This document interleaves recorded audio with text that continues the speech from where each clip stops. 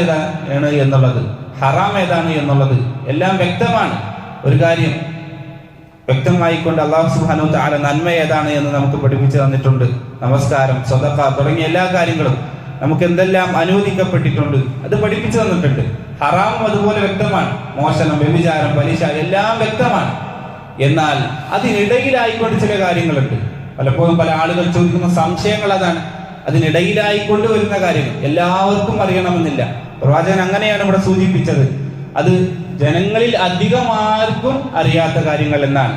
ആർക്കും അറിയില്ല എന്നല്ല, അത് അറിയുന്ന ആളുകളുണ്ട്. പണ്ഡിതന്മാരായ ആളുകളെ പോലെയുള്ള ആളുകൾക്ക് അതറിയാം. ധാരാളം ആളുകൾക്ക് അത് അറിയില്ല എന്നാണ് പറഞ്ഞത്. എല്ലാ ആളുകൾക്കും എല്ലാം അറിഞ്ഞിരിക്കണമെന്നില്ല. റസൂലുള്ളാഹി സ്വല്ലല്ലാഹു അലൈഹി വസല്ലമയുടെ കാലത്തിന് ശേഷം ഉസ്മാൻ റളിയല്ലാഹു അൻഹുവിന്റെ ഭരണത്തിൽ ഒരു സംഭവം നടന്നതായിട്ട് കാണാം. ഉസ്മാൻ റളിയല്ലാഹു അൻഹുവിന്റെ കാലഘട്ടത്തിൽ ഒരു ഭാര്യ 6-ാം മാസത്തിൽ പ്രസവിച്ചു. വിവാഹം കഴിഞ്ഞ് 6-ാം മാസമായപ്പോഴേക്കും ആ ഭാര്യ പ്രസവിക്കുകയുണ്ടായി.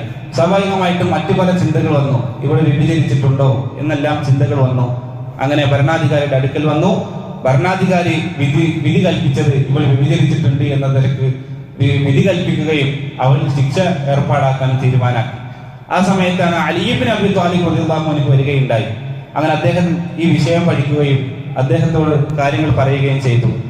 6-ാം മാസത്തിലാണ് പ്രസവിച്ചിട്ടുള്ളത്. അതെന്തായാലും വ്യഭിചരിച്ചിട്ടുണ്ടാകും എന്നുള്ള തരത്തിലാണ് വന്നത്. എന്നാൽ അലി ഇബ്നു അബീ ത്വാലിബ് റളിയല്ലാഹു അൻഹു അദ്ദേഹം വിശുദ്ധ ഖുർആനിൽ നിന്ന് ആയത്ത് ഓതിക്കൊണ്ടാണ് പറഞ്ഞത്.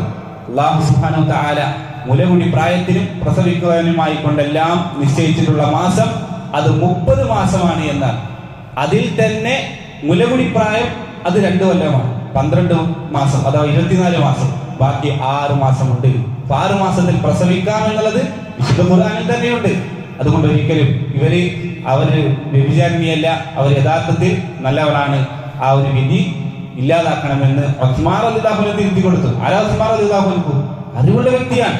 പക്ഷെ അവർക്കും അറിയാത്ത വിഷയങ്ങൾ ചില സമയത്ത് ഉണ്ടായിരിക്കാം എന്നാണ് ഈ ഒരു സംഭവത്തിൽ നിന്ന് നമുക്ക് മനസ്സിലാക്കാൻ സാധിക്കുന്നത്. എല്ലാ കാര്യങ്ങളും എല്ലാവർക്കും അറിയണമെന്നില്ല.